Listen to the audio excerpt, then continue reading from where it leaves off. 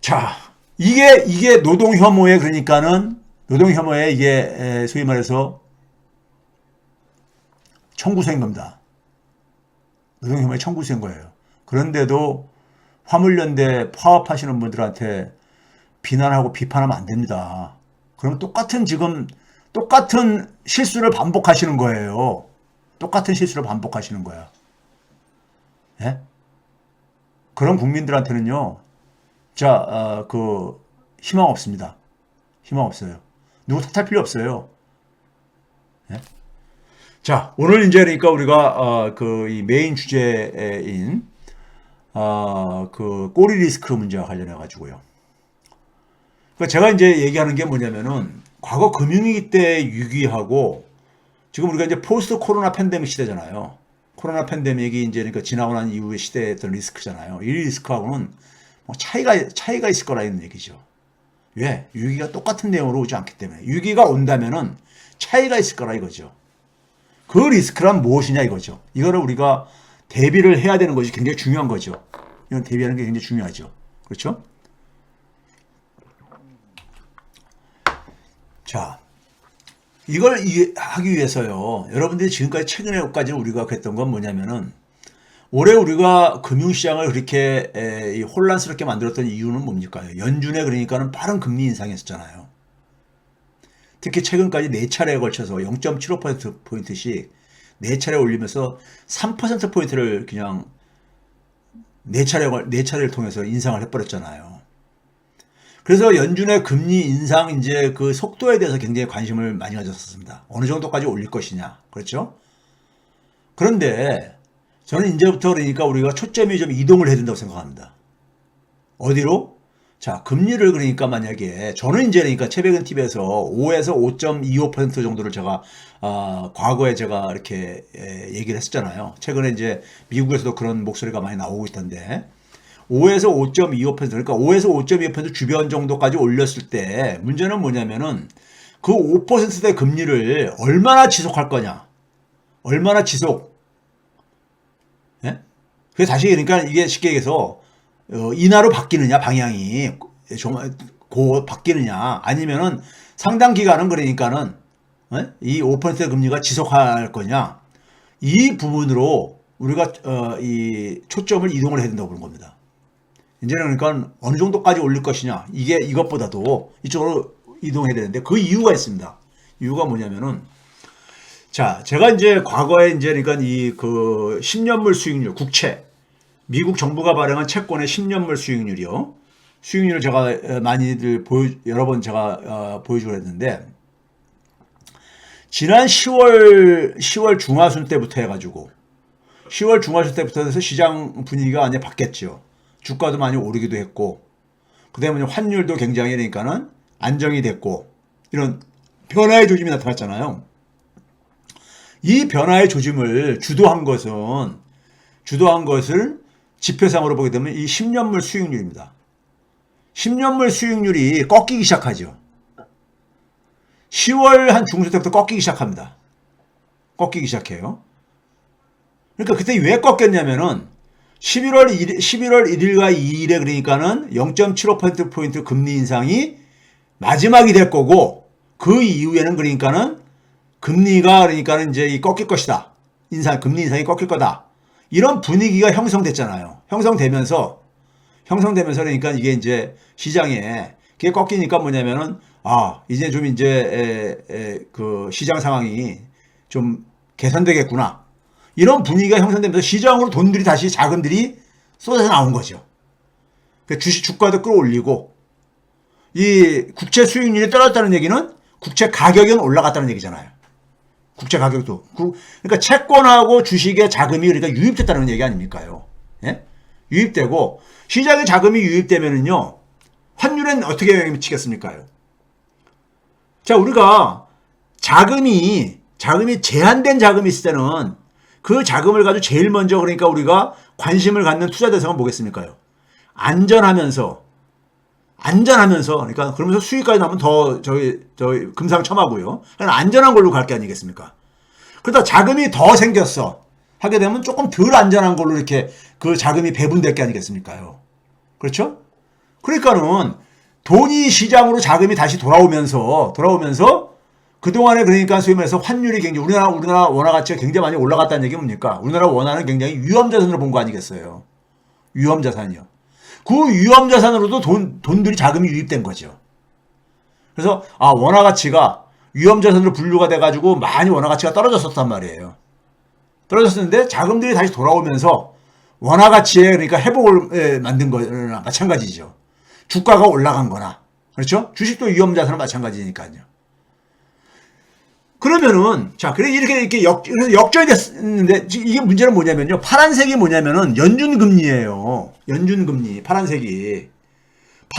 근데 주황색은 뭐냐면 10년짜리 그러니까 미국채 수익률이란 말이에요. 그 장기 시장 금리의 하나의 그 대표 선수죠. 장기 시장 금리. 10년짜리 만기 10년짜리에.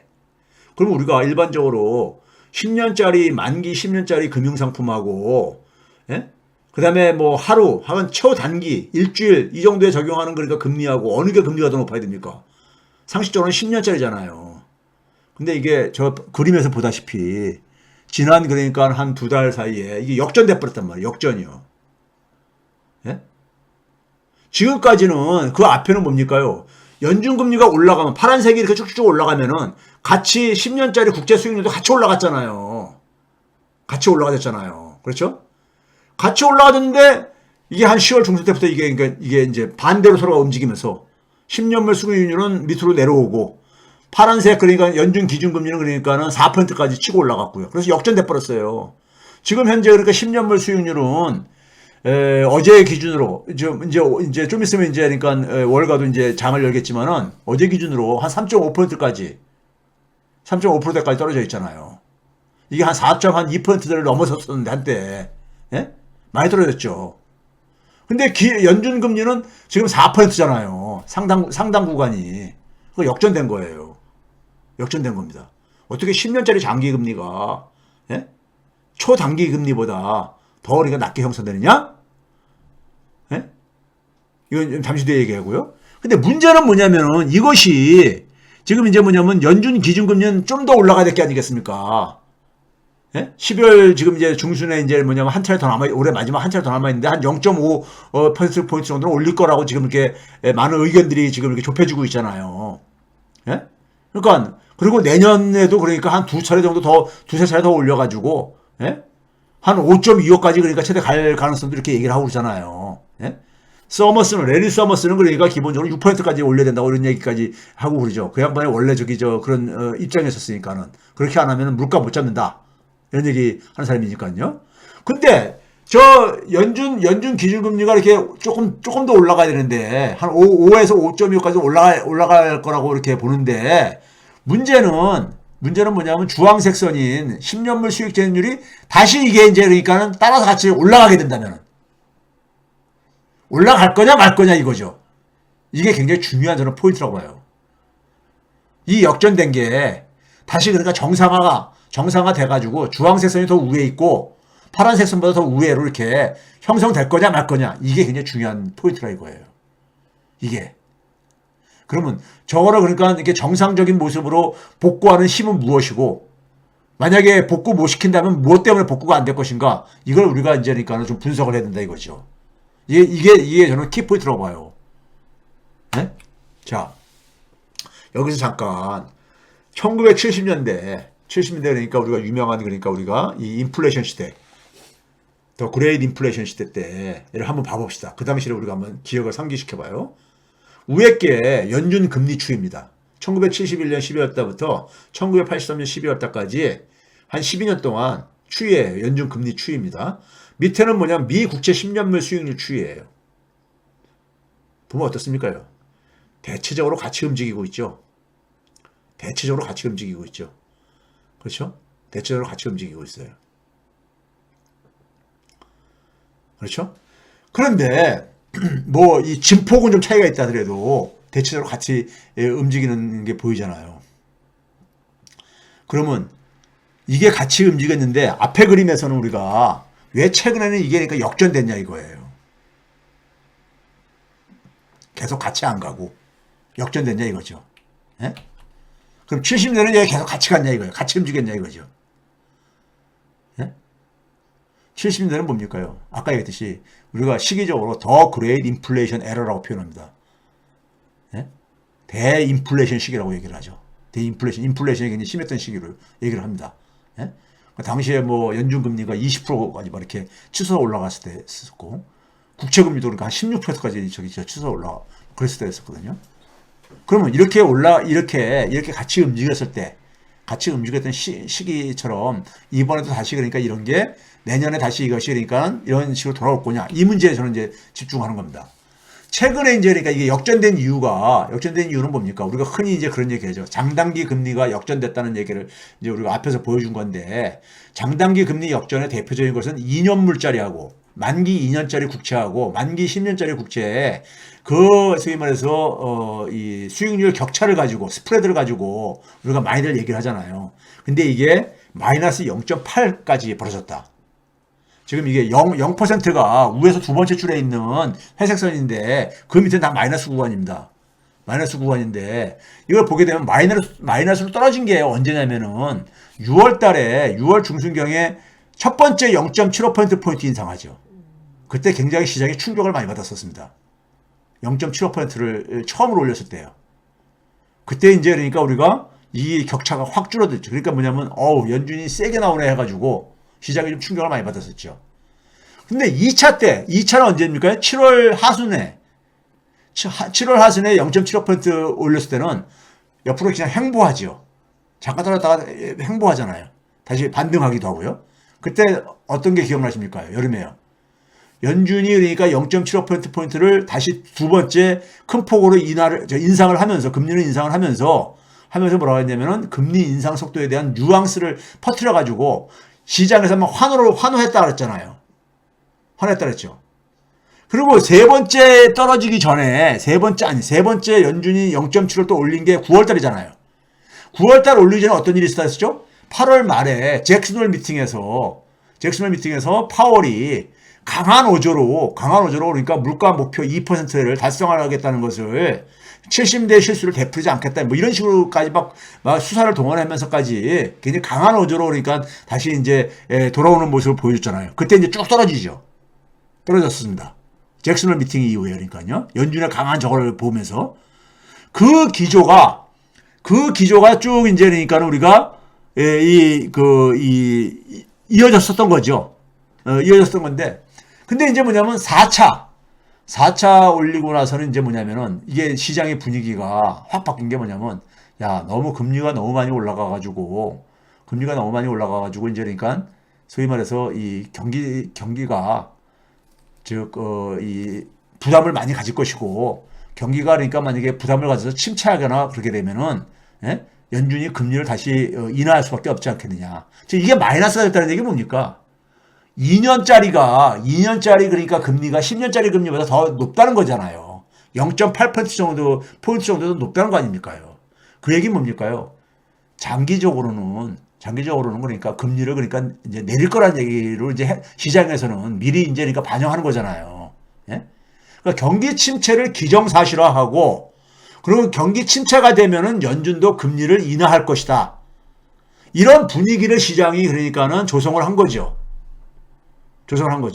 그 결과가 10월 중순부터 그러니까 이것이 반대 방향으로 움직이는, 그래서 11달부터는 연준 금리가 더 위에 더 높아지는, 연준 금리보다도 10년물 국채 수익률이 더 낮게 형성되는 이런 상황을 초래했다 이거죠. 예? 그러니까 지금 뭐냐면 경기 침체가 올 수밖에 없고, 경기 침체가 오게 되면은 연준이 금리를 낮출 수밖에 없을 것이다. 금리가 만약에 떨어진다고 하면은 은행들에서도 그러니까 장기적인 예금을 받기를 꺼려할 게 아닙니까? 높은 금리로요. 예? 그렇죠? 최근에 그러니까 우리가 뭐 3년물 이렇게 주는 것들이 다 상품이 없어진 이유가 이제 그런 것들이잖아요. 그렇죠? 그러면 이런 이제 그러니까 이 배경이 저거나 이거예요. 자, 그런데 그 결과로 어떤 일이 생겼냐면요. 이게 국채 10년물, 각 국가의 국채 10년물 수익률 추이인데요. 1월 3일 날, 1월 초, 그러니까 올해 1월 초하고, 그 다음에 그 분위기가 역전되기 시작하는 이제 분기점인 10월 24일경하고, 그다음에 최근 12월 5일하고 이 파란색, 주황색, 회색으로 이렇게 본 건데요. 미국 같은 경우 봐보세요. 1.63에서 4.234까지 많이 올라갔죠. 독일도 마이너스 0.12에서 2.44까지. 영국도 많이 올라갔고, 호주, 이탈리아 같은 경우 뭐 워낙 정부에 대한 위기 이런 게 있기 때문에 많이 올라가고 그랬죠. 즉 상대적으로 싱가포르 같은 데보다도 훨씬 더 주요 국가들이 더 많이 올라갔잖아요. 한국도 많이 올라간 나라 중에 하나로 얘기했었죠. 그래서 제가 그 당시 과거에 무슨 얘기했습니까요? 미국 국채를 비롯해서 선진국 국채들은 안전자산이라고 우리가 흔히 평가를 하는데 안전자산들이 굉장히 위험자산이 된 시대가 도래했다 이런 얘기하면서 제가 이 국채 수익률의 변동을 설명한 적이 있었잖아요. 그런데 이게 이제 그러니까 꺾이기 시작한다면은 꺾였을 때는 어느 게 많이 떨어졌는가 한번 봐보세요. 상대적으로요. 싱가포르는 별로 많이 안 떨어졌죠. 싱가포르는 별로 많이 안 떨어지고 어느 게 많이 떨어졌습니까? 미국도 많이 떨어졌고 한국이 많이 떨어졌잖아요. 한국이 4.66에서 3.564로 거의 1%포인트 이상이나 떨어졌잖아요. 1%포인트나. 이게 왜 그런다고요? 한국이 상대적으로 그러니까는 한국은 기축통화국도 아니면서 한국은 그러니까 위험자산으로 거의 됐었는데 자금들이 시장에 유입되어지면서 한국의 환율이 그러니까 제일 많이 그러니까 우리가 떨어졌잖아요. 그거나 비슷한 현상인 겁니다. 원화 가치가 그러니까 가장 많이 그러니까 떨어진 거나 한국의 국채 수익률이 그러니까 가장 많이 떨어진 거나 비슷한 현상인 거예요. 어쨌든 간에 이런 이 기축통화 국가의 국채들의 수익률이 떨어졌다는 얘기는 뭐예요? 국채 가격이 올라갔다는 얘기잖아요. 가격이. 지금 뭐냐면 채권으로 자금들이 많이 유입됐다는 얘기 아닙니까? 주식시장, 채권 이런 쪽으로 자금들이 많이 유입됐다는 얘기 아니에요. 예? 그 자금들이 유입되면서 대한민국의 그러니까 국채라든가 대한민국의 원화 환율도 그러니까 마찬가지로 같이 떨어진 거예요. 중국은 오히려 금리를 내리고 그러다 보니까는 이게 거의 그러니까 이게 지금 변화가 없고 그러죠. 통제하고 그러다 보니까요. 장기 시장 금리가 안정성을 회복한 이유는 바로 뭐냐면 아까 앞에서 얘기했듯이 연준이 금리를 그러니까 내릴 수밖에 없을 것이다. 즉 이 정도 높은 금리로 올라간 이상 4%까지 올라간 이상에는 기본적으로 경기는 침체로 갈 수밖에 없고 그러면 연준은 금리를 인하로 이제 그러니까 조만간에 바꿀 것이다. 이런 기대감 속에서 시장에서는 그러니까는 국채 수익률이 이렇게 떨어지는 쪽으로 작용했다 이거예요. 자, 근데 이제 한국 국채 변동폭이 최고라는 거는 뭐라 했었어요? 아까 얘기했듯이요. 한국이 그러니까 보게 되면 가장 많이 떨어졌잖아요. 여기 비교 국가들 중에서. 가장 많이 떨어졌다는 얘기는 뭐냐? 한국이 그동안에 그러니까 가장 많이 그러니까 올라갔다는 얘기잖아요. 올라갔으니까 떨어진 게 아닙니까? 가장 많이 올라갔다는 얘기는 뭐예요? 수익률이. 국채 가격이 가장 많이 폭락했다는 얘기잖아요. 그러니까 한국의 채권이, 한국 정부가 그러는 채권이 가장 위험 자산으로 분류가 됐었다는 얘기죠.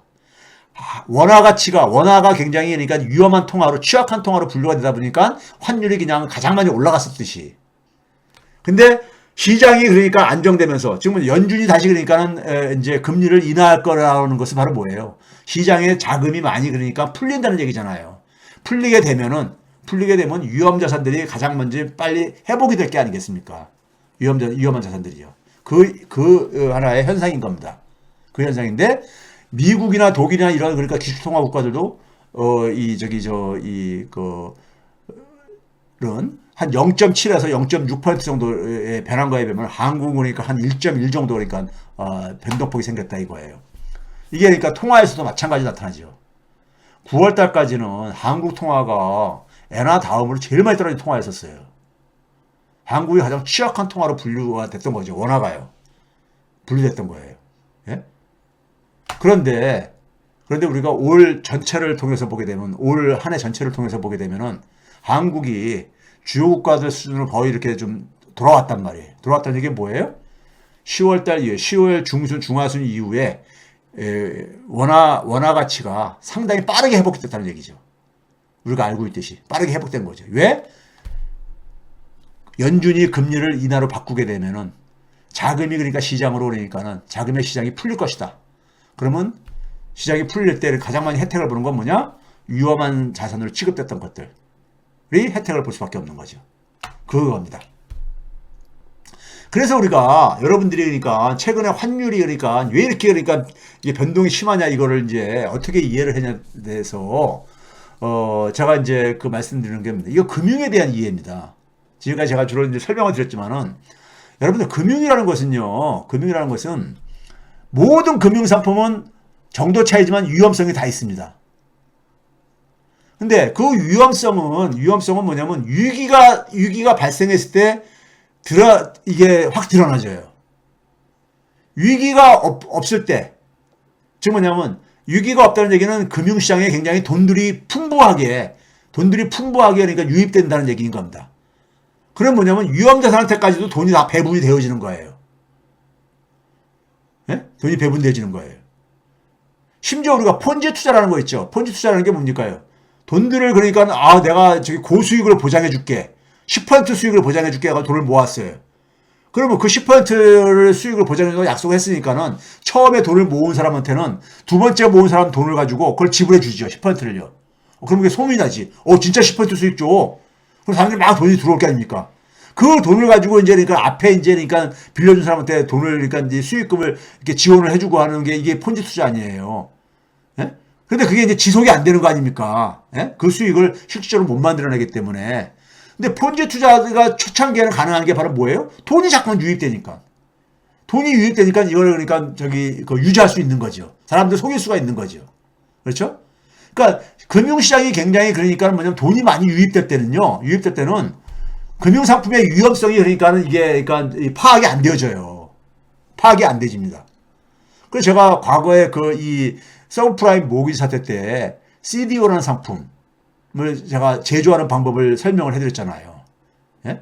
이 CDO라는 상품이 굉장히 그 상품 제조하는 방법을 보게 되면 굉장히 엉터리 사기성이 많은데도 불구하고 이게 엄청나게 많이 팔린 이유는 팔릴 수 있었던 이유는 돈들이 많이 유입될 때는 그것이 갖고 있는 위험성이 안 드러나기 때문에 이게 금융의 속성입니다.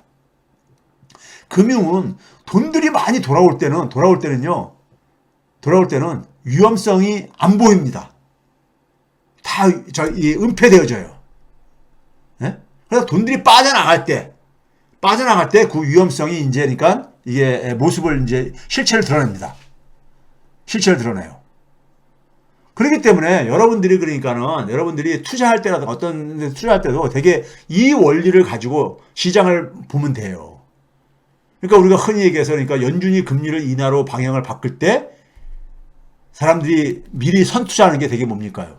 그동안에 위험 상품으로 취급돼 가지고 가격이 많이 폭락했던 것들 거기에 베팅들이 많이 벌어지는 이유가 그건 겁니다.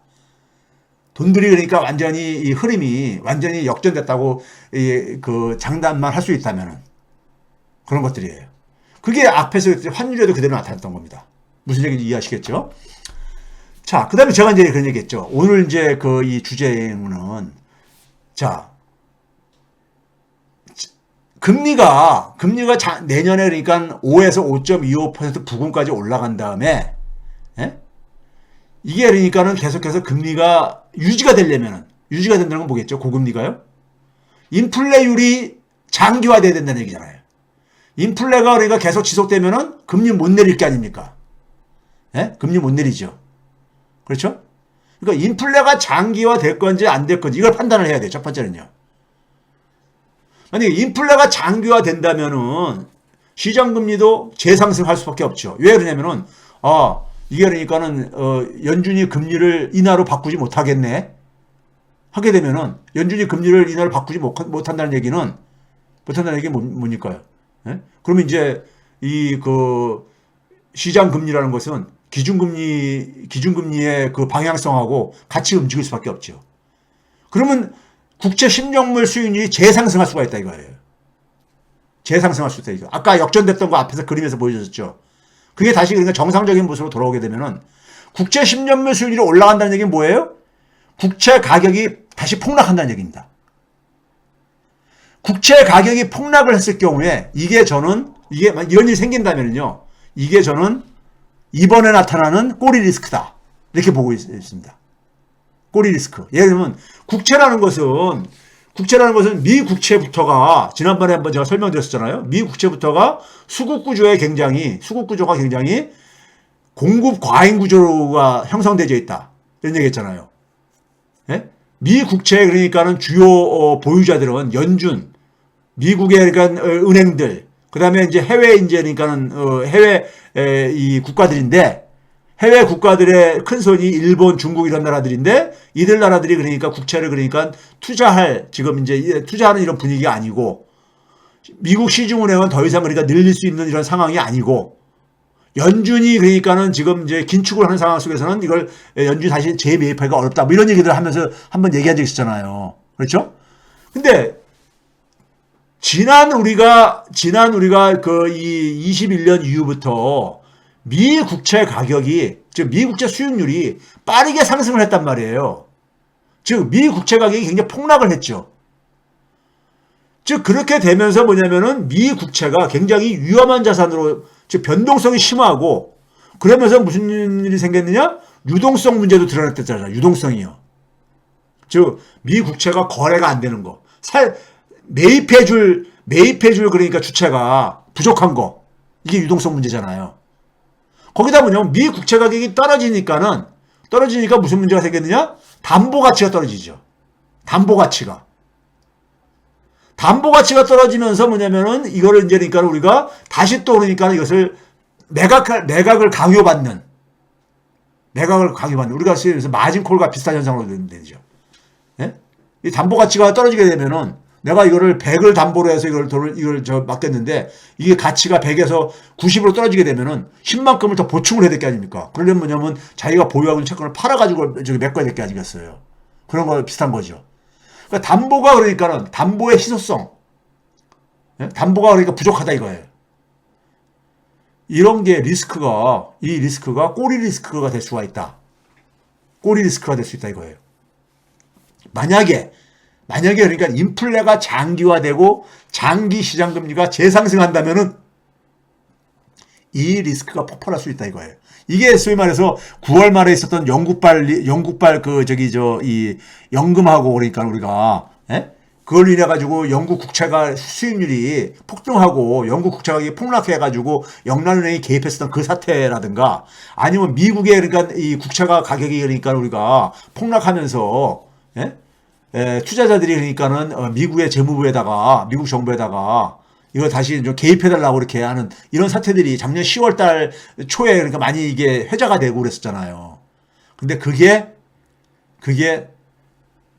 그때 잠깐 그 모습을 보여줬는데 이게 내년에 다시 폭발을 한다면은 그게 저는 꼬리 리스크가 될 거라 이거죠. 그 이유는 잠시 좀 더 설명을 드릴게요. 이 부분이 이번에 그러니까 우리가 이 코로나 팬데믹 이후에 우리가 과거에는 그러니까 우리가 무슨 뭐 서브프라임 위기라든가 뭐 이런 걸 가지고들 얘기를 했는데 그런 것이 나타나는 게 아니라 이런 국채 리스크가 생길 가능성이 있다는 것이고 근데 이제 그러면 인플레 장기화는 교수님은 근데 인플레 이 장기화에 대해서 내년 연말쯤 되게 되면은 근원 물가로는 좀 진정된다고 얘기하지 않았습니까? 저는 거기에 지금도 생각이 변화가 없습니다. 그런데 문제는 뭐냐면 새로운 인플레 요인이 추가가 될 수 있다 이거예요. 그러면 우리가 여기서 이번에 인플레의 원인을 한번 상기를 해보자고요. 이번에 인플레 원인은 과거의 인플레하고도 다르다고 제가 얘기했었죠. 새로운 처음형 인플레라든가 이런 얘기를 많이 했잖아요. 저는 그거를 이 근대 시스템 리스크 혹은 근대 질서 리스크로 봅니다. 자, 코로나 팬데믹 리스크는 뭐였었습니까요? 인간과 동물, 인간과 자연 간의 공존을 해야 되는데 이게 파괴가 돼가 이 균형이 깨져가지고 생긴 거잖아요. 우리가 근대 산업 문명이라는 건 뭡니까? 인간 중심의 세계관이잖아요. 자연은 그러니까 이용 대상으로서 이제 그러니까 보는 이런 세계관이잖아요. 예? 이용 대상, 착취 대상 이걸 보는 거잖아요. 근대 산업 문명이라는 것이요. 그 속에서 인간과 자연 간의 균형이 깨지고 인간과 동물 간의 균형이 그러니까 깨지게 되는 그 결과가 코로나 팬데믹 리스크였잖아요. 그렇죠? 그 다음에 우리가 우크라이나 전쟁 같은 경우 또 뭐 있었습니까요? 패권 경쟁 리스크잖아요. 패권이라는 건 뭡니까? 패권주의라는 것도 근대 시대의 역사잖아요. 그래서 민족주의에 기초한 것이, 민족주의는 뭐예요? 자기 민족이 가장 우월하다는 생각이잖아요. 예? 그러니까 자기 민족이 우월하기 때문에 그 민족 간의 경쟁이라는 건 바로 전쟁으로 나타나는 것이고, 그러니까 힘이 있는 사람이 힘에 의해 가지고 그러니까 국제 관계가 형성되어지는 거 이거잖아요. 그럼 우리가 근대 속에서 영국의 패권에서 미국의 패권으로 바뀌었을 뿐이지 패권주의가 계속해서 지속되어 왔던 거 아닙니까? 근데 그 패권에 대해서 소위 말해서 이 의문을 제기하는 게 중국이나 러시아가 의문을 제기하고 그러는 거 아닙니까요? 그래서 패권 경쟁 리스크가 터진 거 아닙니까? 이것도 근대 리스크죠. 근대 시스템이나 근대 질서가 그러니까는 이게 그러니까 지금 도전을 받고 있는 거잖아요. 그 다음에 뭐냐면은 탈세계화 리스크요. 미국이 뭐냐면은 경제 블록을 다시 만들려고 하는 탈세계화 리스크요. 거기다 저는 중국 체제 리스크도 결국은 뭐냐면 이것도 사회주의권이지만은 결국은 이것도 근대 체제잖아요. 유럽 통합 취약성도 마찬가지고요. 이 모든 리스크가 저는 근대의 성격을 갖는 리스크다 이거예요. 즉 근대의 시기가 그러니까는 이 막을 내리면서 새로운 우리가 그 다음 시대로 가야 되는데 못 가면서 근대가 그러니까 수명이 다해가지고 근대 문명이 생기는 리스크, 이게 그러니까는 이번의 리스크라 이거예요. 예?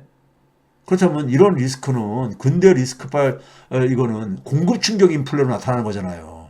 근데 이 리스크는 정치 실패라든가 아니면 인간 중심의 그러니까 우리가 자연관이라든가 이런 거를 바꾸기 전에는 예?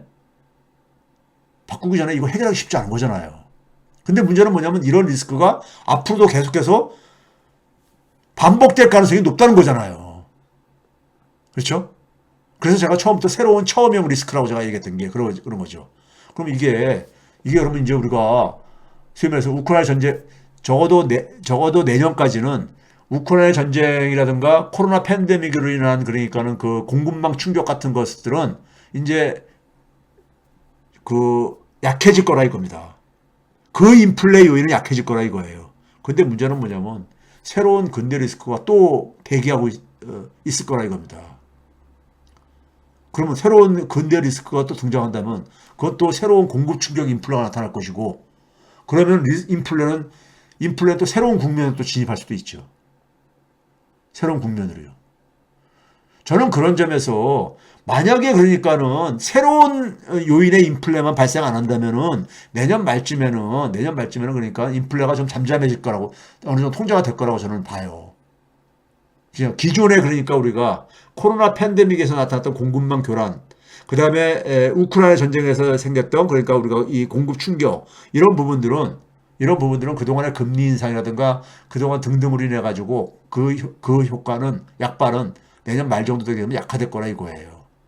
근데 문제는 뭐냐면은 또 새로운 공급 충격 리스크 인플레가 생긴다면은 인플레는 장기화될 수가 있는 거죠. 그게 왜 그러냐면 이번에 우리가 겪었던 이 코로나 이후의 이 인플레라는 게 바로 그러한 성격의 인플레인데, 그 인플레는 여전히 그러니까 진행형인 거잖아요. 지금 이런 상황에 우리가 지금 놓여 있다는 점에서 이건 좀 누구도 그러니까는 내년 말에 그러니까는 그 이 인플레가 누그러질지 안 될지는 이거는 쉽지 않은 거라 이겁니다. 그런 점에서요. 그런데 제가 꼬리 리스크와 관련해 가지고 저랑 이제 좀 비슷한 생각을 하는 사람이 보이길래, 마크 카니 아시죠? 마크 카니. 캐나다 사람인데 캐나다 중앙은행장을 2008년부터 2013년까지 캐나다 중앙은행장 했고, 2013년부터 2020년까지 영란은행에 같은 대영 제국 저거라서 그런지 캐나다 사람도 저 영란은행 총재를 시키죠. 영란은행장도 했었고, 마크 카니요. 마크 카니가 블룸버그하고 인터뷰를 하면서 이런 얘기를 했어요. 이런 얘기는 뭐냐면, significant US inflation may spur Fed to do more. 그러니까 지금 인플레이션이 지금 아직은 진정된 게 아니잖아요. 여전히 그러니까 상당히 지금 높잖아요. 뒤에서 수치를 보여주겠지만요. 그래서 이게 이제 조금 더 그 연준의 금리를 올릴 거라 이거죠. 예? 올리는데 문제는 뭐냐면 이 사람이 하고 싶은 얘기는 뭐냐면은 그 밑에 이제 주요 기사에 있는 거 봐보세요. 포머 BOE chief 그러니까 뱅크 오브 잉글랜드죠. 영란은행 총재가 뭐라고 말했냐면은 treasuries lack much of a term premium. 이게 무슨 말입니까? 트레저리라는 것은 재무부를 되게 얘기할 때 트레저리라고 얘기하잖아요. 예? 이 재무부들이 각국에 그러니까 이 재무부가 국채를 발행하는 저기 이제 부서잖아요. 예? 재무부가 텀 프리미엄이라는 것은 우리가 이 기간에 대한 프리미엄이라는 뜻인데요. 기간에 대한 프리미엄이요.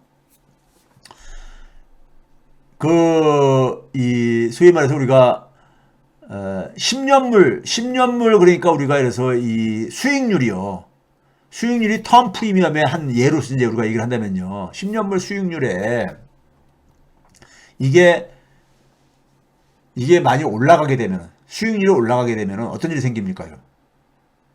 재무부들은 그러니까 그거에 대해서 그러니까 이 채권을 발행하려면은 많은 비용이 든다는 거잖아요. 예?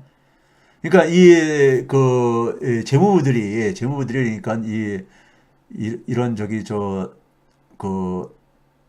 소위 장기 국채 그러니까는 높은 수익률을 감당하기가 쉽지가 않다 이거예요. 그다음에 뭐냐면 민간 부분 투자자들은 그 밑에 줄은 민간 부분 투자자들한테 이제 말하는 거죠. 뭐라고 하냐면 very fast tail risk에 대한 이 계획 좀 준비를 해야 될 필요가 있다. 그러니까 테일 리스크 굉장히 빠르게 진행될 수 있는 그러니까 테일 리스크 매우 빠르게 진행될 수 있는 테일 리스크 꼬리 리스크에 대해서 이런 얘기 했잖아요. 자, 이 얘기에 저는 주목을 하는 게 뭐냐면은 자, 이 얘기입니다. 여기 그 인터뷰 기사에 조금 더 내용을 좀 보게 되면요. 이런 세 가지 화두를 던지고 있어요. 10년물 수익률, 유동성, 담보, 가치. 이런데 이런 얘기를 하고 있죠. I'm looking at 제가 조금 읽어볼게요. 저 박스로 표시를 했기 때문에 I'm looking at the 10-year today. 나는 오늘 그러니까 10년짜리를 쳐다보고 있다. 10년물을 쳐다보고 있다 이거예요. It doesn't really have much of a term premium in it, even at 4%, 2%. 그러니까 이게 수익률이 4.2%라면은 그 상당히 지금 가장 높았을 때 그 당시 저거거든요. 아까 10년물 수익률이 4.2% 정도면요. 4.2%에서조차도 예? 아직도 그러니까는 이 수익률이 이 기간물의 이 프리미엄이 예? 실제로 그러니까 굉장히 높다고 이렇게 그런 생각을 하지 않는다 이거예요. 예? 이게 더 올라갈 수 있다 이거죠. 더 올라갈 수 있다 이렇게 하는 거죠. 그러니까 그 밑에 보게 되면 what's missing is that this past doesn't necessarily return to the very low rate of before. 이전에 굉장히 낮았던 사실 우리가 2021년 이전에는요. 국제 10년물 같은 경우는 1%대였었거든요. 그러니까 정부들이 그러니까 채권을 발행하면서 굉장히 낮은 비용으로 자금을 조달할 수 있었단 말이에요. 예? 근데 그런 이전에 그런 매우 낮은 이 수익률로는 반드시 돌아가는 게 아니라 이거예요. 그다음 뭐냐면 그 밑에 쪽에 보시게 되면 무슨 말을 하게 됩니까? 그는 뭘 걱정을 하고 있냐면 lack of liquidity, 유동성 부족을 제가 얘기했잖아요. 미 국채 같은 경우, 영국 국채도 마찬가지고요. 기축통화국가들의 국채에 유동성이 부족하다 이거예요. 왜 그래요? 너무 많이 채권을 발행한 거예요. 기축통화국가들이 미국, 영국, 뭐 일본은 뭐 그 이전부터도 그렇고 엄청 발행했잖아요. 채권을요, 국채를요. 공급 물량이 너무 많다 이거죠. 수요에 비해 가지고. 그러니까 이게 그러니까 현금화가 이게 거래가 잘 안 된다 이거죠. 부족하다 이거죠. 이게 하나 구조적인 문제. 이거 그러니까 2016년 그러니까 브렉시트 그러니까 영국에 그러니까는 EU에서 탈퇴 그 선거 있잖아요. 투표. 이거하고 비유하면서 2008년도 금융위기라든가 이 당시에 이제 그러니까 영란은행 총재하고 그랬었는데 이 유동성 부족 사태가 이제 그런 충격이 올 때 유동성 부족 사태가 생겼는데 이 유동성 부족에 대해서도 걱정한다 이거예요. 그러면서 그 밑에 뭐라고 합니까? Collateral is going to be increasingly scarce. 이게 무슨 말입니까? 콜라테럴이라는 게 담보란 뜻이거든. 담보요. 담보가 점점 더 그러니까는 부족해질 것이다. 예? 그러니까 이 그 수익률이 올라간다는 얘기는 국채 가격이 하락한다는 얘기잖아요. 지금 뭐냐면 국채를 담보로 맡겼는데 담보 가치가 떨어진다는 얘기 아닙니까? 예? 담보가 그러니까는 부족해진다는 얘기죠. 그러니까요. 담보가. 예? 그랬을 때 he said it's hard to predict exactly. 정확하게 예측하기는 어렵다 이거예요. 언제일지는 정확히 예측하기 어렵지만은 여러분들은 뭐냐면 get this jump to illiquidity situation. 유동성이 그러니까 급속하게 고갈되어지는 그런 상황으로 갑자기 점프할 수 있다 이거예요. 점프할 수 있다 이거예요. 이것에 대해서는 그러니까는 이 언제 갈지는 언제인지는 자기가 정확히 예측하기 힘들지만은 그런 상황이 그러니까 자기는 구조적으로 그러니까는 이게 도래할 가능성이 높다고 보는 거야 이 사람은요. 예? 그래서 포트폴리오 매니저 이 사람이 지금은 근데 저기 그 총재 그만두고 나면 좀 그냥 쉬지 저기 어느 사모펀드에 가서 저기 또 저걸 하고 있더라고요. 사모펀드에 가서 CEO를 일하고 있더라고요. 포트폴리오 매니저 혹은 은행가로서 혹은 이 시장에 참여하는 참여 주체로서 이 상황을 적어도 그러니까 그래야 되는데 이게 바로 뭐냐면은 very fast tail risk. 그러니까 이게 만약에 상황이 전개되면 굉장히 빠르게 전개될 거라 이거죠. 굉장히 빠르게 전개되는 꼬리 리스크로 구한다 이거죠. 꼬리 리스크가 될 거예요. 이때는 그러니까 한번 이게 터지게 되면은 대응할 시간이 별로 없을 정도로 굉장히 빠르게 진행될 거라 이거죠. 그러니까 테일 리스크인 거죠. 테일 리스크인 거죠. 이게 충격은 엄청나게 올 수가 밖에 없거든요. 왜냐하면 세계 최고의 제가 지난번에도 그런 얘기 했잖아요. 기축통화국가가 발행한 채권 국채는 교과서에서 가장 안전하다고 보는 자산이잖아요. 이것의 가치가 폭락하는 상황. 근데 이게 한번 그게 상황이 되면 급격하게 그 상황으로 이게 발전할 수가 있다 이거예요. 사람들이 대응할 시간적인 여유가 없는 상태로. 이걸 이제 이 사람이 경험 속에서도 자기가 이제 중앙은행 총재를 2번이나 이렇게 하면서도 두 나라 자 꼬리 리스크라는 게 뭐냐면요 여러분들 이제 처음 듣는 분들한테 이런 그림 본 적이 있죠. 고등학교 때 보게 되면은 뭐 열심히 보다 안 봤던 간에 이게 그러니까 뭐 소위 말해서 우리 정규분포 그림 이렇게 분포도 같은 거 보게 되면은 꼬리라는 게 이제 그러니까 저 왼쪽으로 양쪽으로 이렇게 저쪽에 왼쪽으로 끝쪽으로 이렇게 있는 거잖아요. 끝쪽으로 가면 갈수록 그러니까 우리가 일어날 확률이 굉장히 적어지는 거잖아요. 적어지는 거죠. 그러니까 굉장히 테일 이벤트라고 밑에 이제 테일 이벤트라는 건 뭐냐면 굉장히 희박한 일어날 가능성이 굉장히 작은 희박한 그런 경우라 이거예요. 이벤트라 이거예요. 굉장히 극단적인 경우이고 테일 리스크라는 건 뭐냐면 그러니까 그런 극단적인 어떤 하나의 경우에 의해 가지고 야기되어지는 어떤 하나의 이런 그 손실 같은 걸 테일 리스크라고 이렇게 얘기를 한단 말이에요. 근데 이것과 관련해서 여러분들이 알고 계신 분들 많이 있을 거라고 봅니다.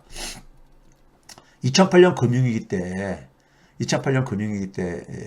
그 상황을 보여주는 두 개의 글을 통해서 좀 이제 그 당시 상황을 좀 얘기할게요. 이거는 뭐냐면은 이 네 분이 이렇게 쓴 글인데 제목이 How Unlucky is 25 Sigma. 25 시그마는 얼마나 그러니까 불행한 일인가 이렇게 이런 제목인데요. 이게 뭐냐면은 2007년 여름에요. 2007년 8월 달로 알고 있습니다. 골드만삭스에 그러니까는 그 글로벌 펀드 골드만삭스에 그러니까 이 펀드들을 운영하는 이 재정 그러니까 이 그 담당자가 비니아르라는 사람이 있었습니다. 비니라는 사람이 있었는데 8월 제가 알기로는 두 번째 주로 8월 5일부터 13일인가 고주에로 저는 기억하는데 그때 이 그 골드만삭스에서 운영하는 그러니까는 헤지 펀드가 뭐냐면 그 5일 사이에 뭐냐면은 운영 가치 27%를 그러니까 손실을 봤어요. 그게 아마 20억 달러인가, 이 펀드의 규모가 30억 달러인가, 뭐 그 정도 되는 규모인데, 거의 한 30% 손에 날린 거예요. 이걸 가지고 그러면서 뭐냐면, 이 비니아르가, 이 사람이 이제 CFO인데, 골드만삭스의, 예? 재정 담당 그러니까 책임자인데, 비니아르가 뭐라고 했냐면요. 이런 것이 일어날 확률은 25 표준 편차, 스탠다드 디비에이션이요. 우리가 확률에서 얘기하는. 그러니까 이거 시그마라고 많이 표시하는 거죠.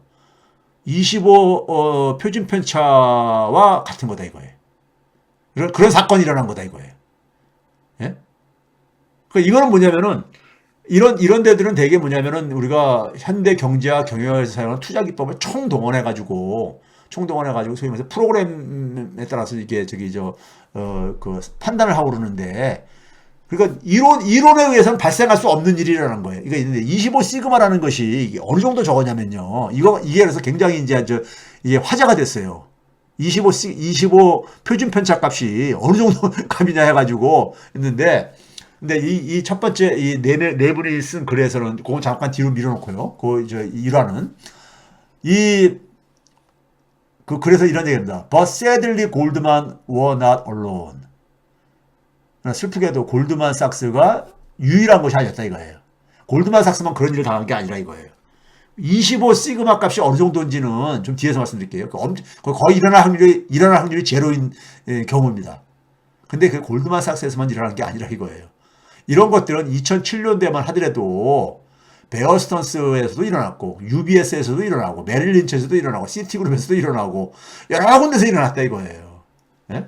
여러 군데서 일어났다 이겁니다.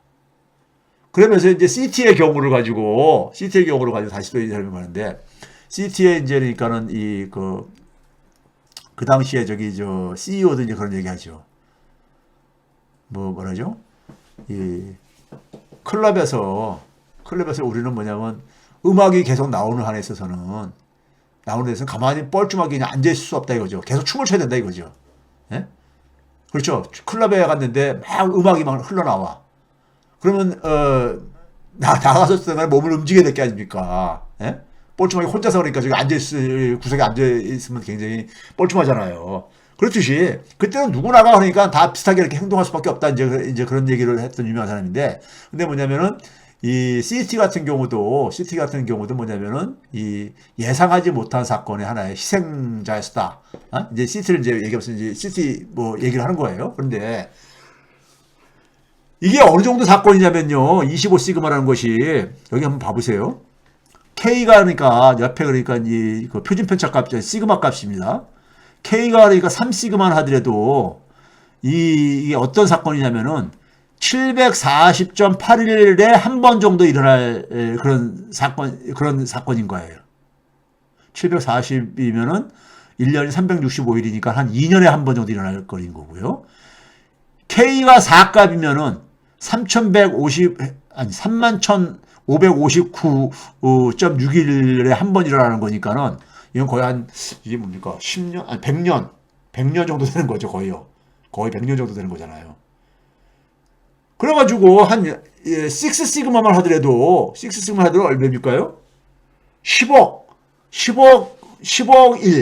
10억 1이면 몇 년이 되는 겁니까? 몇백 년이 되는 겁니까? 한 번 일어날 수 있는 그런 거예요. 근데 아까 했더니 25 시그마야. 25 시그마 어느 정도 될 것 같아요, 여러분들이요. 25 시그마 가지고 제가 이제 좋아하는 그러니까 친구 하나 있는데 이 앤디 홀덴이라고 있어요. 그 영란은행에서 오래 일했던 사람인데 앤디 홀덴이라고요. 이 친구도 이제 25 시그마 얘기를 듣고서는 2009년도 2월 달에 이제 강연이라든가 언론들하고 가면서 이제 이런 얘기를 했어요. 이 사람은 이제 홀덴을 제가 이제 좋아하는 이유는 이 월가에서 그러니까 금융위기 이후에 아큐파이 월스트리트 그 운동이 있었잖아요. 그걸 굉장히 지지했던 사람입니다. 나는 우리나라 금융에는 왜 이런 사람이 없는지 모르겠어. 이 사람 나이도 그러니까 그렇게 많은 사람 아니거든요. 한 60대 제가 볼 때 60대 후반생으로 알고 있는데 우리나라에는 왜 이렇게 전문가들 중에 앤디 홀덴 같은 사람이 없는지 모르겠어요. 저는요. 중앙은행에서 일을 하던 어디서 일을 하든 간에요. 네? 이 앤디 홀데인이 뭐냐면은 이런 얘기를 했어요. 그, 그 월가에 그러니까 이 월가를 점령하라 이 운동 이 저기 저 시위한 사람들이 는 굉장히 옳았다. 금융 부분을 비난하는 것은 굉장히 이 사람들의 이 비난은 정당하다. 고 얘기를 했고요. 예? 그리고 은행가들과 정치인들이 보다 도덕적인 방식으로 행동하는 것을 예? 추구해야 된다. 이런 얘기를 하고 그런 사람이에요. 그런 친구예요. 이 친구가요. 근데 이 친구가 이제 지금 제가 얘기하려는 건 뭐냐면은 이 사람들이 이제 데이비드 비니아를 이제 소개를 하잖아요. 소개를 하면서 뭐냐면은 25 시그마를 이 친구는 저기 자기 연구실에서 자기 사무실에서 이 25 시그마가 어느 정도 값인지를 자기 컴퓨터에다가 계산을 하는데 이 계산이 빨리 안 끝나가지고 그냥 결과를 못 보고 퇴근했다 그러더라고요. 그래서 밤새 이제 그러니까 컴퓨터가 돌아가가지고 그 다음날 아침에 출근해가지고 확인을 해봤는데 어느 정도 그랬냐면은 이 25 시그마의 값이 뭐냐면은 137년 137억 년 137년이래. 137억 년에 한 번 일어날 수 있는 사건이 되는 거예요. 자기가 컴퓨터로 계산해 보니까요. 예? 25 시그마 값이라는 게. 그러니까 그 얘기는 거의 뭐예요? 일어날 확률이 제로인 거죠. 제로인 거. 이런 사건으로서 그러니까는 그 골드만삭스의 그 비니아르는 골드만삭스가 그러니까 27% 그러니까 손실을 본 거를 헤지펀드가 손실을 본 거를 그런 식으로 이거는 그러니까 그 우리 힘으로 인간의 힘으로 막을 수 없는 거였다. 이런 식으로 이제 얘기를 했던 거예요. 막을 수가 없는 것이었다. 이건 거의 그러니까 천재지변과 다를 바가 없는 것이었다. 이런 얘기를 한 거예요. 그런데 뭐냐면 앞에 저자들은 뭐냐면은 그런 게 골드만삭스에만 있었던 게 아니라 베어스턴스, 시티 뭐 여러 저기 메릴 린치 여러 군데서 있었다 이거예요. 왜 그런 일들이 그러니까 그렇게 불행한 일이 여기저기서 일어났냐 이거예요. 그러니까 이 사건은 뭐냐면 저기 137억 년에 한 번 일어나는 25 시그마면요. 이 분포도에서 뭡니까? 저쪽 끝에 아주 그냥 거의 끝에 가서 거의 이 그 X축하고 붙는 쪽에 붙을 정도의 값이 25 시그마잖아요. 예? 우리가 3 시그마만 하더라도 거의 한 90, 60%인가 이렇게 카바를 하니까는 25 시그마면 거의 이렇게 쫙 가가지고 X축 그 선하고 X축의 선하고 그러니까 거의 붙는 그런 저기 값이잖아요. 그리고 다시 보니까 일어날 확률이 제로인 거. 이게 이제 꼬리 리스크죠. 근데 한번 그런 게 거의 일어날 확률이 제로인 거죠. 제로인데 일어나니까 대형 사건으로 일어나더라 이거예요. 대형 사건으로. 이 앤디 홀덴에서 조금 얘기를 한다면요. 텔레그래프에서 그 이제 보도한 거를 이렇게 살펴보면요. 이런 얘기입니다. 은행들이 너무 크기 때문에 이거 다 쪼개야 된다. 이런 주장을 했던 사람이에요. 예? 이게 그러니까 영란은행의 집행이사 시절에 예? 이런 얘기 한 거예요. 그 다음에 뭐냐면 은행들은 뭐냐면 현대 은행들은 세계 전쟁을 일으킬 만큼 아주 나쁜 존재들이다 이거예요. 예? 은행들의 야기된 소득 손실은 그러니까는 이게 비교를 한 거예요. 그러니까 이 금융이 굉장히 그러니까는 부패하고 문제 있다는 거를 계속해서 현직 영란은행에 그러니까는 이 집행이사가 이런 얘기를 한 겁니다. 이 친구가 이 양반이 그 국제결제은행 초청으로 연설을 하면서도 이런 얘기를 합니다. 제목이 뭘 그랬냐면 Socially Useful Banking, 사회적으로 유용한 그러니까 은행, 금융. 예? 이거를 그러니까 이제 이 사람이 그 역설을 합니다. 예?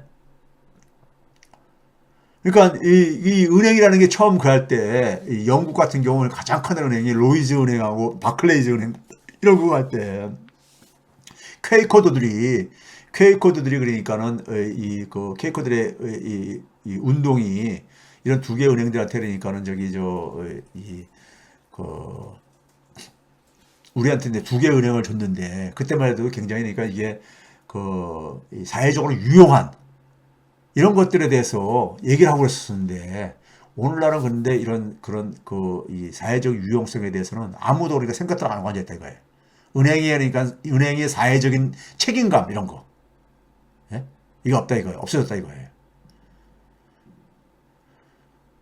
그래서 이 사람은 뭐냐면은 이 국제결제은행에서 연설을 하면서 이 스피치를 하면서 이 월가를 점령하라는 이런 이 프로테스터들, 그러니까 시위자들의 이게 그러니까 굉장히 목소리만 컸지, 그러니까 결국은 뭐 거둔 거 없지 않냐 이렇게 얘기하는데 자기는 그 말에 동의할 수 없다. 얻은 게 없다고 한다고 얘기하는 걸 동의할 수 없다는 얘기하면서 무슨 얘기를 하냐면요. 월가 아큐파이 월스트리트의 이 운동은 뭐냐면 굉장히 성공적이었는데 어떤 데서 성공적이었냐면은 글로벌 금융 시스템의 문제를 적어도 사람들한테 그러니까 부각시키는데 그런 노력에 있어서 성공한 거라 이거예요. 예? 왜 그게 그런 간단한 이유 때문에 하나의 간단한 이유 때문에 성공했는데 그 이유가 뭐냐면은 그들이 옳았기 때문에. 그들은 옳았다 이거예요. 월가를 점령하라면서 월가 개혁을 얘기한 그것이 옳은 목소리였었는데 그것이 설사 그러니까는 구체적인 그러니까 결실로 이어지지 않았다 하더라도 전 세계 금융 시스템에 문제를 그러니까는 제대로 노출시킨 역할을 했다 이겁니다. 우리나라 은행가들은 이런 사람들이 없어요.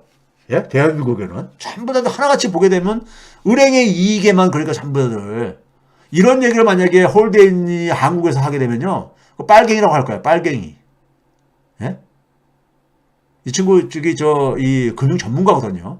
금융 전문가예요. 영란은행에 그러니까는 굉장히 오랜 동안 영란은행에서 근무를 했고 집행이사로 마지막에 그랬는데, 예? 그러거든요. 자, 그 다음에요. 꼬리 리스크를 제가 설명하려다 보니까 이게 생각나서 제가 소개를 한 거고요. 그 다음에 이제 뭐냐면 국제결제은행에서 그러니까는 그 분기별 그러니까 이 보고서라기보다도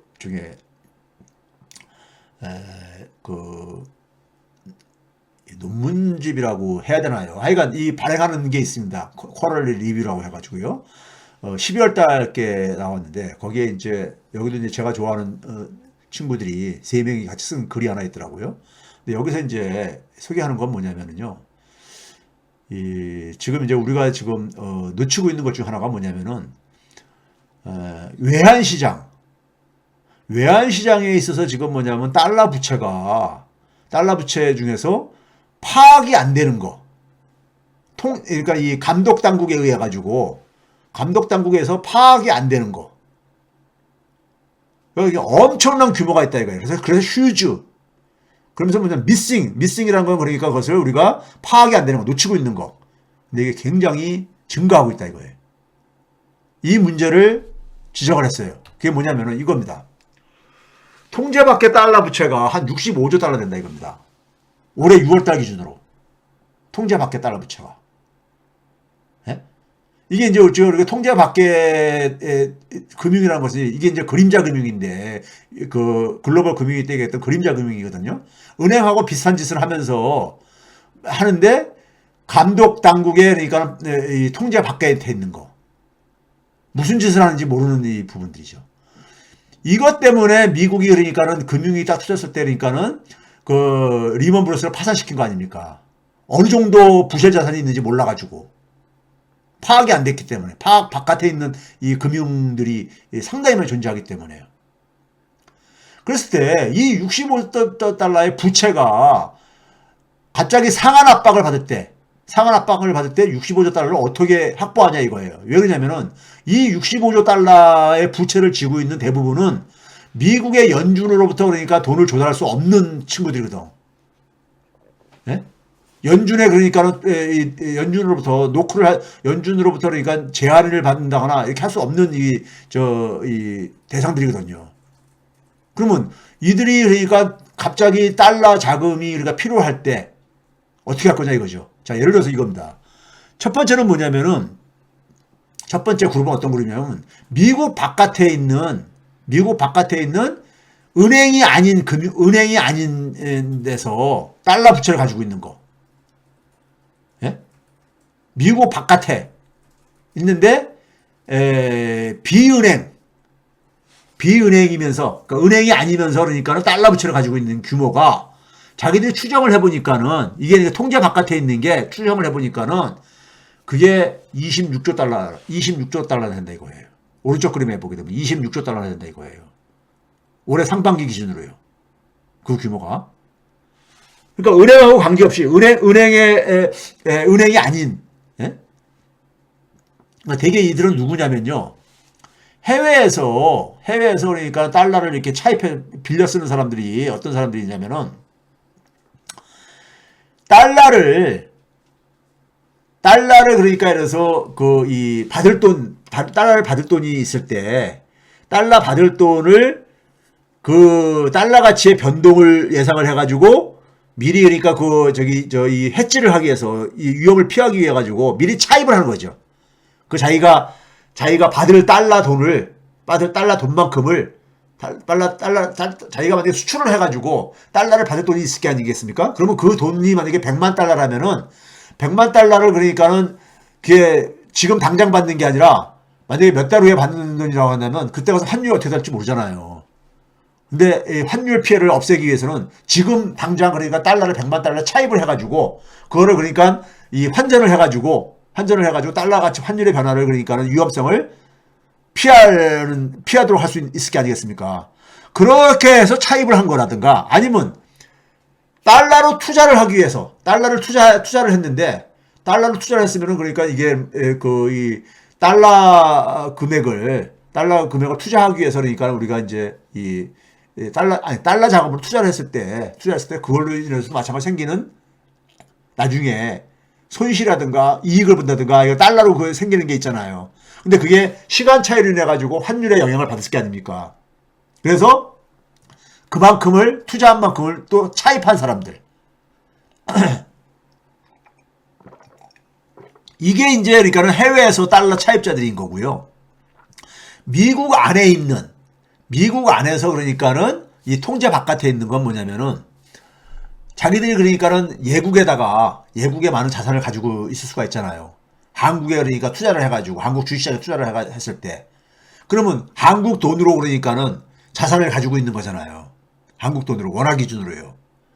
근데 이게 마찬가지로 환율이 그러니까 어떻게 변하느냐에 따라서 피해가 발생할 수 있으니까 손실이 발생할 수 있으니까 그거를 피하기 위해 가지고 그 손실을 피하기 위해 가지고 달러로 그러니까 대출 받아 가지고 미리 그러니까는 자기가 어느 정도 그러니까는 달러를 확보를 해야 된다는 확보하기 위해 그 외화 자산만큼이니까요. 그래서 달러를 대출받은 게 있을 수가 있다 이거예요. 이런 것들이 합해가지고 한 26조 달러 된다 이거예요. 26조 달러. 그 다음에 또 하나는 뭐냐면은 은행들인데 뭐냐면 미국 은행이 아닌 은행들이 그러니까는 소위 통제 범위 바깥에 있는 은행들이 있는데 이들은 뭐냐면은 소위 말해서 그 스위스라든가 영국이라든가 소위 주요 선진 국가들은 미국에 연준하고 달러 수합을 할 수 있잖아요. 그 달러 수합에 참여할 수 있는 딜러들, 그러니까 그 달러를 그러니까 공급받을 수 있는 딜러들이요. 이런 딜러들이라든가 아니면은 그다음에 미국 바깥에 본사가 있는 은행에 본사가 있는 은행들, 그러니까 미국 은행이 아닌 은행들이죠. 그런 은행들이 가지고 있는 달러 부채, 그게 어느 정도냐면은 37조 달러라 이거예요. 그것도요. 37조 달러. 그래서 합해가지고 앞에 거하고 뒤에 거 합해가지고 그게 한 65조 달러 정도 된다 이거예요. 근데 문제는 뭐냐면은 이 돈들, 이 65조 달러의 상당 부분에 특히 뭐냐면 바깥에 있는 미국 바깥에 있는 은행들이 보유하고 있는 이 달러 부채 중에 대부분은 뭐냐면 연금하고 보험회사들이 그러니까는 많이 이용을 하고 있다 이거예요. 여기에 그러니까요. 관련돼 있다 이거예요. 근데 연금들은 되게 뭐냐면 연금이나 보험회사 되게 장기 투자들 많이 하잖아요. 장기 투자 많이 하는데 금리가 제가 과거에 얘기했죠. 금리가 낮다 보니까 레버리지를 많이 이용했다 이거예요. 레버리지를. 그리고 달러를 빌린 거하고 자기들이 그러니까 투자한 것은 굉장히 장기 상품에 투자를 했단 말이에요. 이거하고 만기의 미스매치가 있잖아요. 만기가 틀리잖아요. 불일치하잖아요. 네? 이런 문제를 내포하고 있다 이거예요. 이 많은 돈 65조 달러 정도 가요. 네? 레버리지하고 만기 미스매치. 아까 앞에서 얘기한 그러니까는 국채와 더불어 가지고 이런 것들이 있는데 이게 갑자기 달러 자금이 필요할 때 달러 자금을 조달하기가 힘든 이런 지금 시장에 이런 것들이 좀 존재하고 있다 이거예요.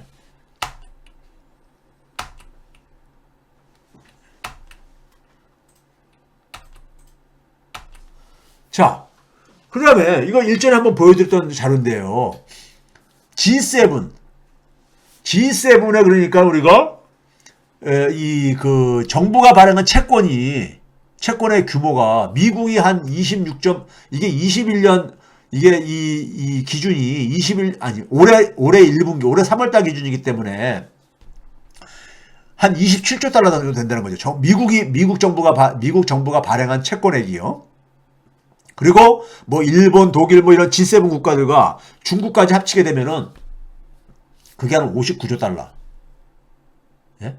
이게 그러니까 소위 말해서 주요 국가들이 발행한 정부 채권이란 말이에요. 정부 채권이 한 59조 달러 정도 된다 이거예요. 이런 것들이 수익률이 갑자기 올라갈 때, 채권 가격이 갑자기 폭락할 때, 이게 그러니까는 시장에 굉장히 그러니까 우리가 여러 가지 큰 교란 요인, 테일 리스크로, 꼬리 리스크로 이게 작동할 수 있다는 거예요. 이게요. 문제는 그러니까는 아까 얘기했듯이 수익률이 계속 올라간다면, 채권의 수익률이 계속 올라간다면요. 자, 이거 봐보세요. 한국에서 오늘, 제가 이걸 보고서는 한국은 지금 이런 상황을 지금 이해를 하고 있나, 금융당국들이. 이런 생각이 들었어요. 그게 뭐냐면은, 오늘 금융당국에서, 이 금융위 주관으로 해가지고 뭐 자금흐름하고 리스크 점검했다 그러는데 이게 무슨 얘기냐면요. 이 금융회사들이 은행한테 돈을 빌릴 때요. 네? 돈을 빌릴 때 아니면 기관 투자가들이 은행한테 돈을 빌릴 때 담보를 맡기고 빌리잖아요. 담보를 맡기고 빌리는데 그 담보에 가장 좋은 담보가 뭐겠습니까? 국채지요. 정부가 발행한 채권이잖아요. 예? 여기서도 국채가 튀어나옵니다. 근데 이 담보를 국채로 갖고 은행들이 확보하고 있는 국채들이 있는데 이 국채를 재활용해라 이거예요. 즉 자기들이 그러니까 담보물로 확보한 것을 다시 다른 데다 맡기고 그리고 돈을 또 자금을 조달하라 이거예요. 이게 원래는 이 허락이 안 되고 있었습니다. 근데 지금 은행들한테 지금 뭐냐면은 대기업들 자꾸 자금 지원해주라고 막 그렇게 가고 있잖아요. 그 역할을 맡기고 있잖아요. 그러니까 은행들이 자금에 이제 압박을 받을 게 아닙니까? 그러니까 뭐냐면은 니네들이 담보물로 잡은 국채를 그러니까 다시 담보로 활용하라 이거예요. 그러면 이게 우리나라 국채를 매개로 해가지고 그러니까 이 금융회사들 간에 그러니까는 서로가 빌려주고 빌리고 만 이런 자금에 이게 형성된다는 거 아닙니까? 문제는 아까 얘기했듯이 국채 수익률이 올라간다는 얘기 뭡니까? 국채 가격이 떨어지는 거잖아요. 담보로 잡은 국채 가격이. 담보 가치가 떨어지는 거잖아요. 아까 카니가 얘기한 그 문제잖아요. 그러면은 그 담보로 자꾸선 돈 빌려주는 데들이 다들 뭐겠습니까? 국채 가격이 떨어졌으니까 담보 더 내놔. 다들 이렇게 아닙니까? 이게 다 연쇄적으로 물린다 이거죠. 지금 상황이 해외에서는 지금 이런 문제를 지금 얘기를 하고 있는데 한국에서는 이제 뒤늦게 이걸 이제 담보국채 활용하라고.